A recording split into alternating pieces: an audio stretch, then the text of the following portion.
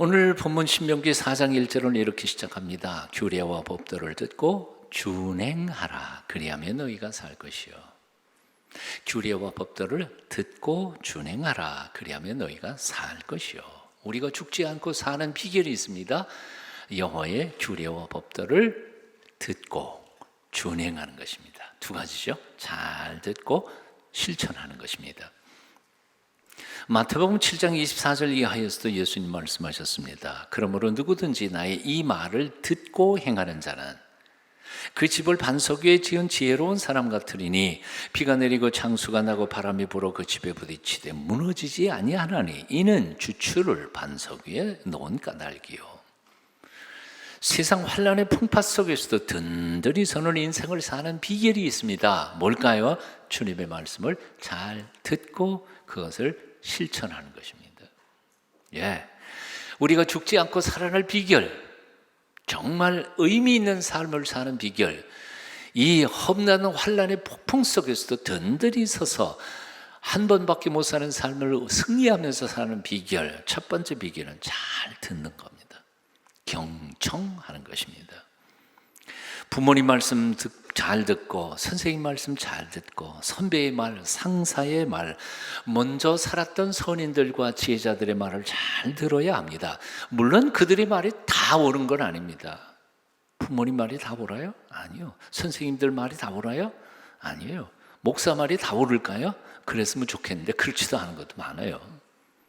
자, 그럼에도 불구하고 적어도 우리 인생길을 나 혼자 모든 것을 다 직접 체험하면서 살아갈 수는 없는 법입니다. 그래서 남들의 경험담, 지혜를 귀담아 잘 들을 때 자신의 생각이 깊고 넓게 만들어지고, 그래서 한 번밖에 못 사는 삶을 의미 있고 복되게 살아갈 수 있는 가장 지혜로운 방법은 잘 듣는 겁니다. 잘 듣는 거예요. 잘 듣는 사람이 지혜로운 사람입니다. 다른 이의 충고를 듣지 않고 귀 기울이지 않는 사람이야말로 정말 어리석은 사람입니다. 우리가 온 세상의 지혜를 다 터득할 수 없죠. 그럼에도 불구하고 다 터득했다 할지라도 여전히 남의 말에 경청할 줄 아는 사람은 정말 지혜로운 사람일 것입니다. 가장 훌륭한 제자가 어떤 사람일까요? 스승의 말을 잘 듣는 제자입니다. 가장 훌륭한 효자가 누굴까요? 부모님의 말씀을 잘 듣는 자식입니다. 가장 훌륭한 신자가 누굴까요? 하나님의 말씀에 귀를 기울이는 성도입니다. 그래서 성경은 곳곳에서 이렇게 말합니다. 이스라엘아 들으라, 야곱아 들으라, 들으라, 들으라. 듣지 않고는 참된 성숙한 지혜로운 사람이 될 수 없어요. 성숙한 그리스도인이 될 수가 없어요. 예수님께서도 요한계시록에서 이렇게 말씀하세요. 성령이 그희들에게 하시는 말씀을 들을지어다. 내가 진실로 진실로 너희에게 이르노니 귀 있는 자는 들을지어다. 잘 듣는 것은 참된 신앙의 첫걸음이고요, 지혜로운 의미 있고 복된 인생을 살아가는 가장 중요한 첫걸음, 경청입니다. 사랑하는 여러분, 잘 듣게 되시기를 바랍니다. 들을 때 주의를 기울여서 들으십시오. 엉뚱한 딴짓거리 하지 말고요, 잘 들으라는 거예요. 두 번째, 든든한 인생을 살아가는 비결이 있습니다. 그것은 들은 것을 실천하는 겁니다. 행하는 겁니다. 누가 지혜로운 사람입니까? 의를 알았으면 의를 행하는 겁니다. 누가 어리석은 사람입니까? 행하지 않으면 망할 줄 뻔히 아는데에도 그걸 행해서 망해버린 사람. 세상에 그렇게 멍청한 사람이 어디 있어요? 안 그래요? 지혜자와 우매자의 차이는 얼마나 많은 지혜를 알고 있느냐 하는 그 지혜의 양과 상관이 없습니다. 정말 지혜자와 우매자의 차이는 하나를 들어도 그것을 실천하느냐 실천하지 않느냐에 따라서 지혜자와 우매자의 차이가 있는 것이에요. 네? 폐암 전문 의가 담배를 끊지 못해서 폐암으로 죽었어요. 그 전문 의학적 지식이 그에게 무슨 소용이 있는 거예요? 제 얘기가 거짓말인 것 같아요? 찾아보세요. 인터넷 찾아보세요. 그런 사람이 정말 많아요. 이름도 들을 수 있어요. 주변에 간암 전문 의가 술을 끊지 못해서 간암으로 죽었어요. 세상에 이것처럼 어리석은 일이 어디 있어요? 정말 멍청한 일 아니에요? 알기는 아는데 지가 실천해서 지가 사기를 죽고 있어요. 미국의 로버트 펄검이라고 하는 사람이 참 재미있는 책을 썼습니다. 책 이름이 내가 정말 알아야 할 모든 것은 이미 유치원에서 다 배웠다. 저는 유치원 못 다녀서 못 배웠지만 그래도 어렸을 때 부모님께 들은 거는 뭐 유치원에서 배운 거랑 거의 똑같을 것 같아요. 펄검은 그의 책에서 이렇게 말했어요. 유치원에서 우리는 다른 아이를 때리면 못 써요. 장난감은 사용하고는 제자리에 놓아요. 남의 것을 빼앗으면 안 돼요. 내 것은 남과 함께 사이좋게 나누세요. 고운 말을 쓰세요. 엄마에게 거짓말하면 안 돼요. 라고 배웠습니다. 유치원에서 배운 이대로만 우리 어른들이 산다면 세상이 얼마나 아름다운 세상이 될까요? 정말 그렇지 않을까요? 지금 이 순간이라도 우리가 어렸을 때 생각했던 그 말을 진리라고 생각하고 그 말대로 한번 살자 그리고 결심하고 모든 어른들이 그렇게 산다면 대한민국은 금방 천국이 될 것 같아요. 한때는 무지, 즉 무식한 게 인생의 불행의 원인이라고 생각했습니다. 그래서 문맹자가 없도록 글자를 가르치고 학문을 가르쳐서 똑똑한 사람 만들어내려고 노력했습니다. 그게 국가 정책이었습니다.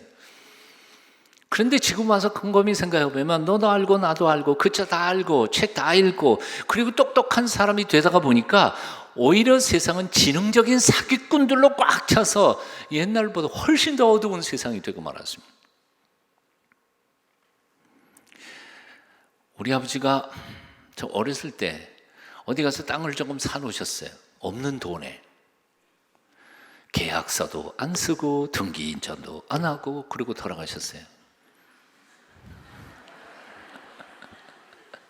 헛거예요. 사실은 그 얘기 했어요. 아버지 이제는 등기 이전이라도 해놓고 뭐 그래야 되는 거 아니에요?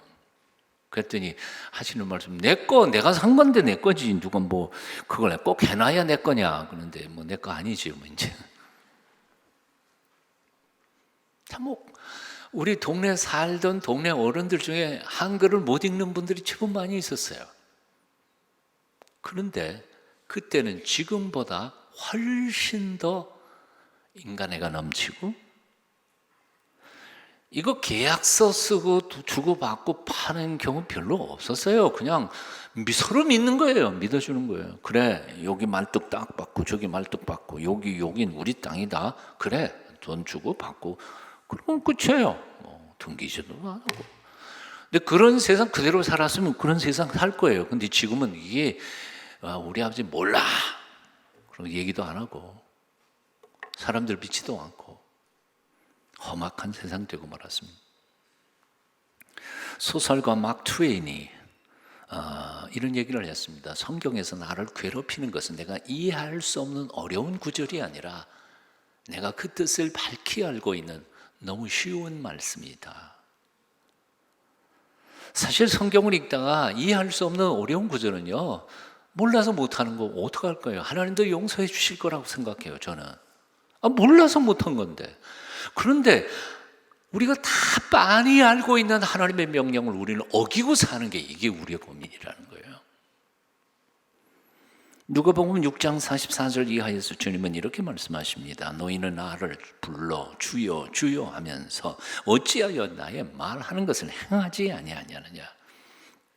내게 나와 내 말을 듣고 행하는 자는 누구와 같은 것을 너희에게 보이리라. 집을 짓되 깊이 파고 주초를 반석 위에 놓은 사람과 같으니 큰 물이 나서 탕류가 그 집에 부딪히되 잘 지은 연고로 능히 여동치 못하거니와 듣고 행하지 아니하는 자는 주초 없이 흙 위에 집 지은 사람과 같으니 탕류가 부딪히며 집이 곧 무너져 파괴됨이 심하니라.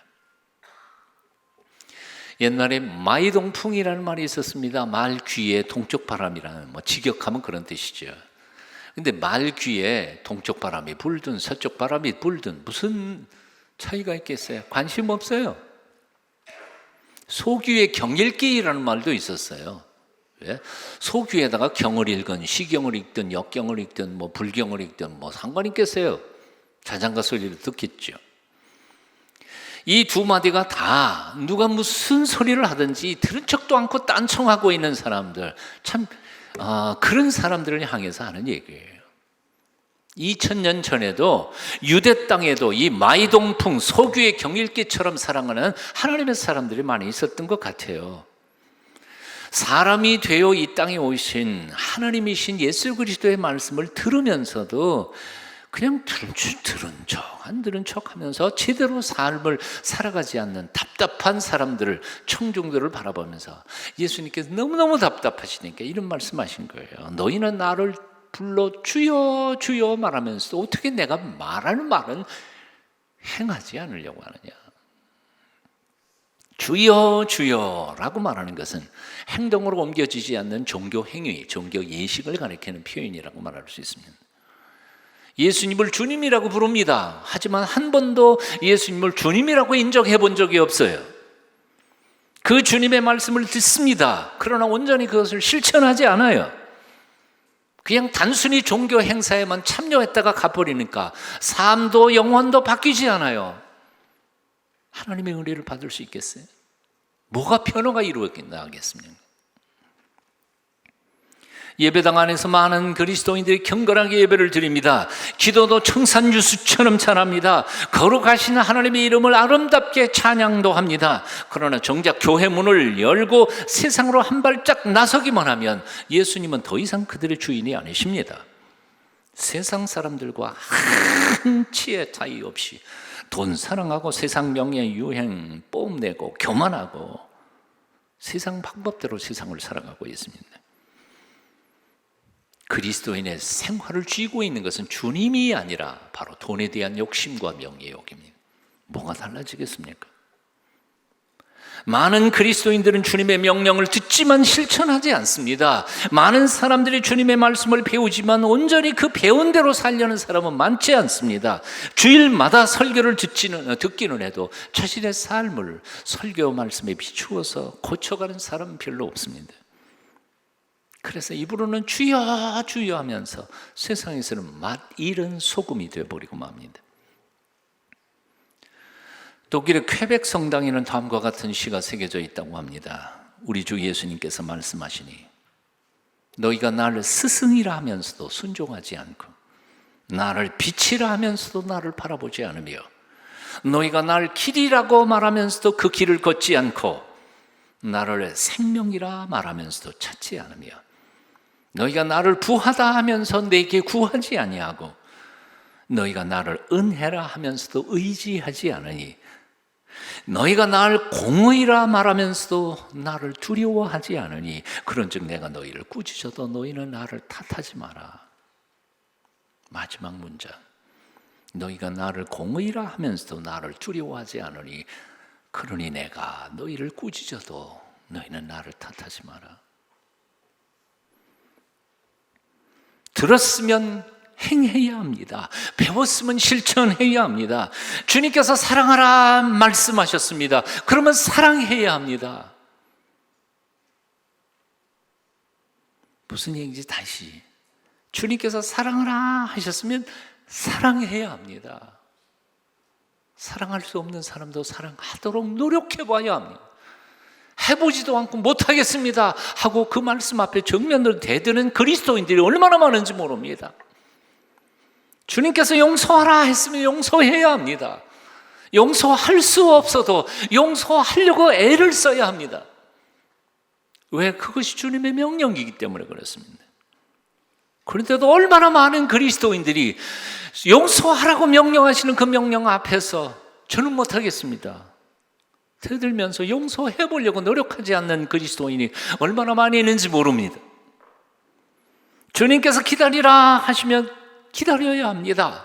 핑계를 대서는 안 됩니다.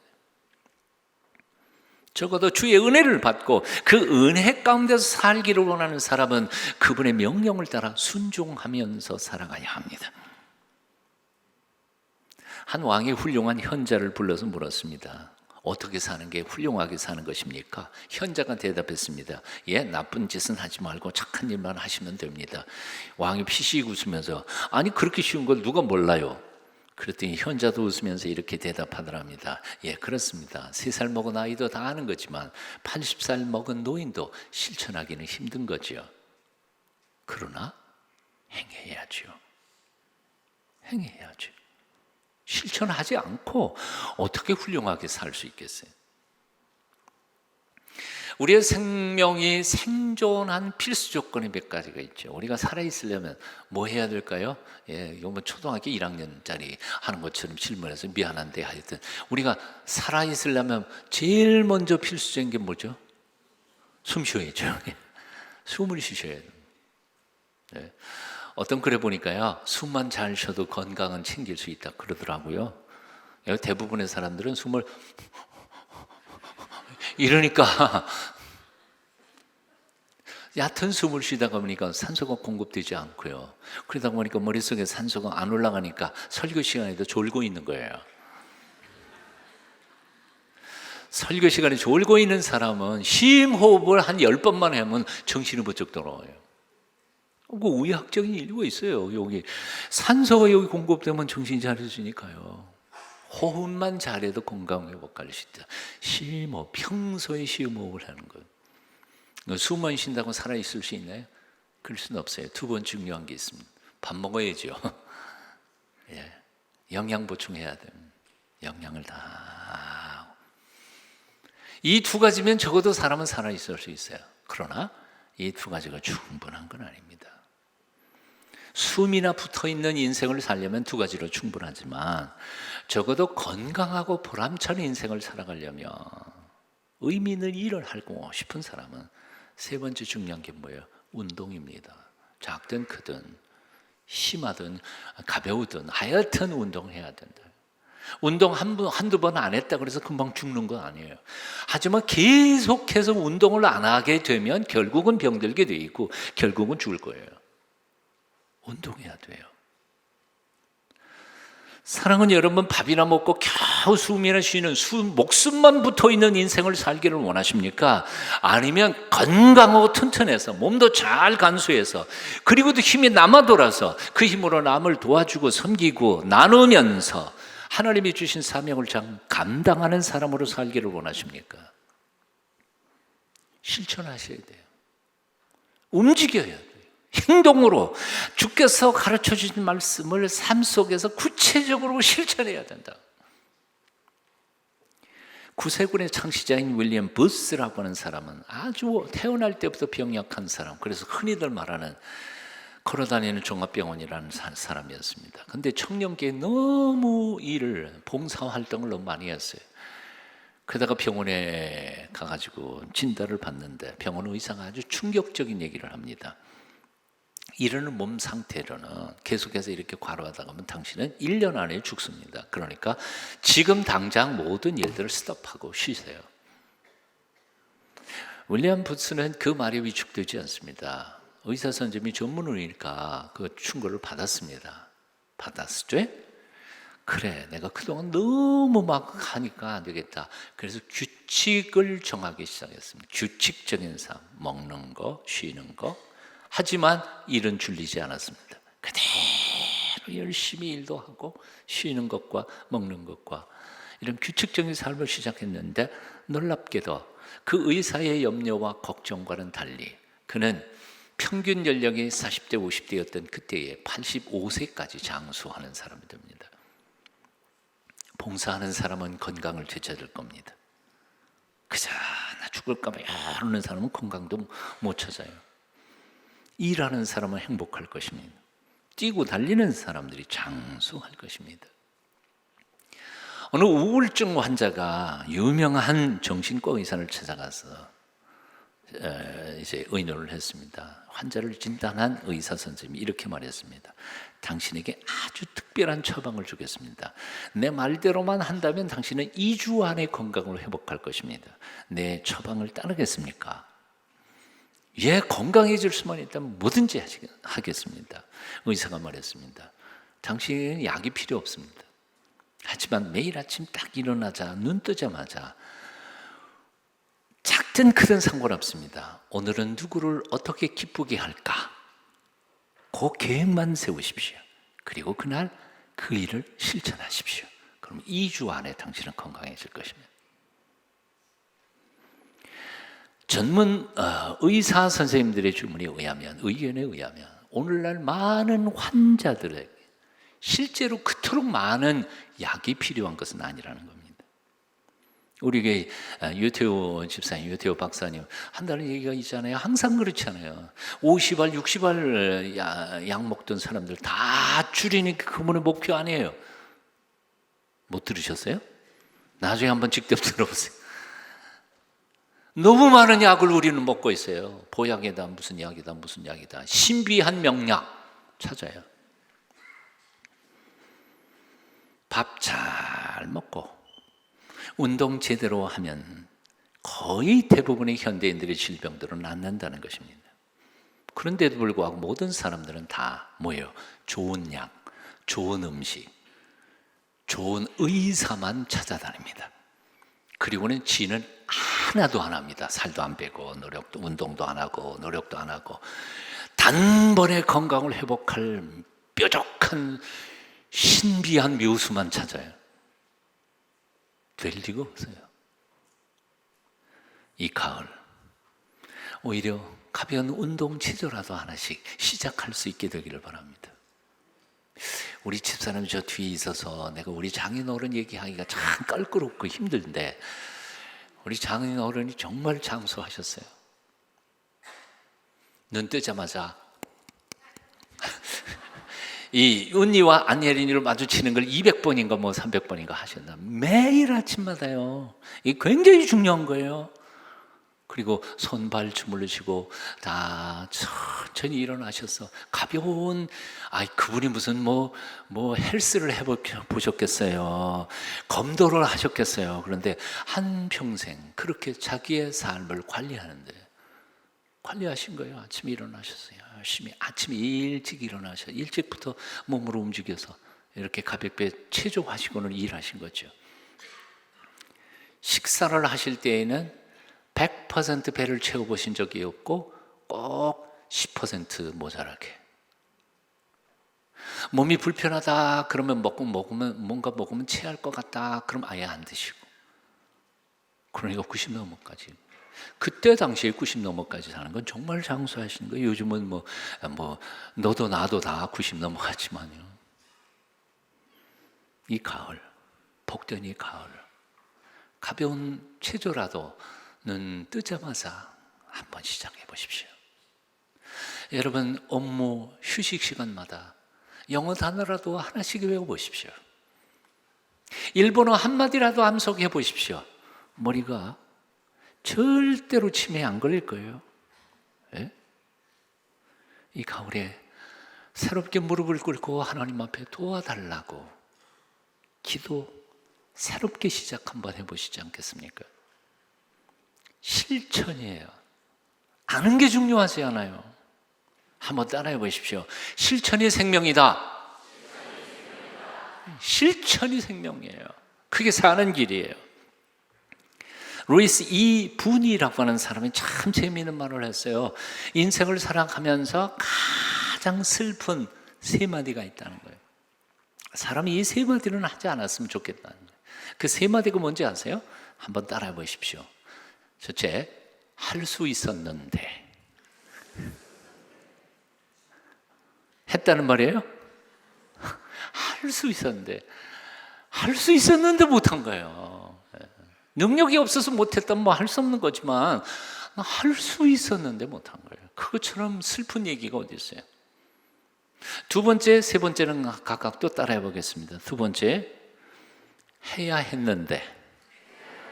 세 번째, 해야만 했는데.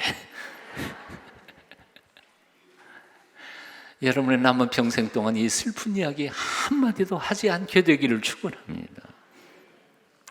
양원진에 가면 우리나라에서 복음을 전하다가 돌아가신 외국 선교사님들의 묘들이 있습니다. 그리고 그 묘들에는 묘비가 각각 써여 있는데요. 감동적인 비문들이 많아요.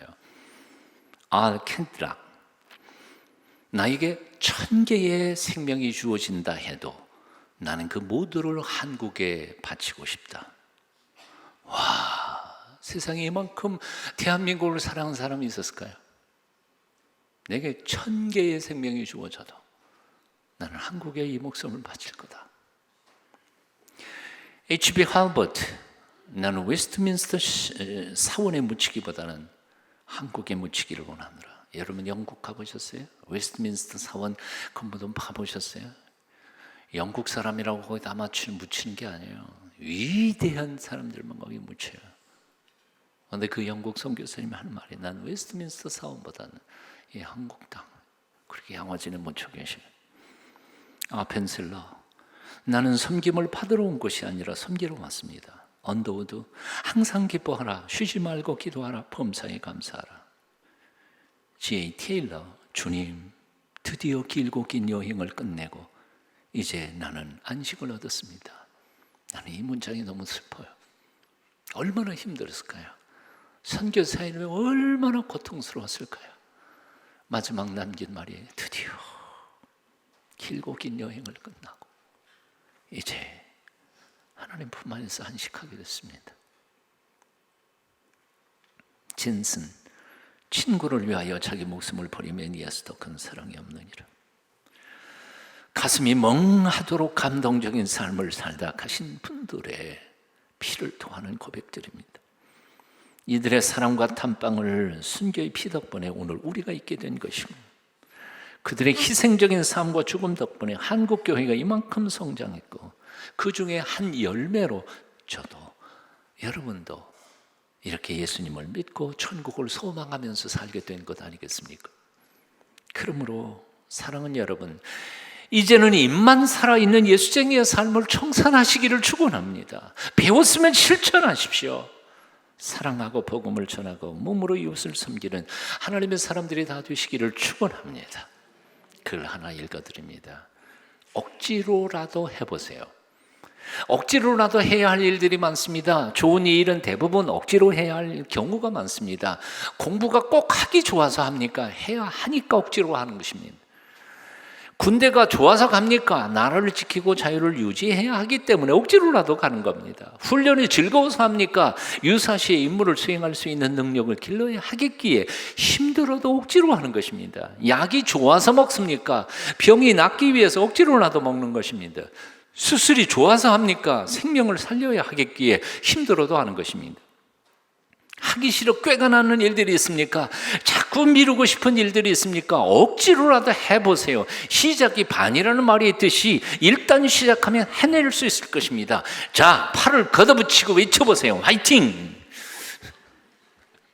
우리도 화이팅 한번 해볼까요? 이 가을에. 자, 팔을 걷어버리고 외쳐보세요. 화이팅! 기도하겠습니다.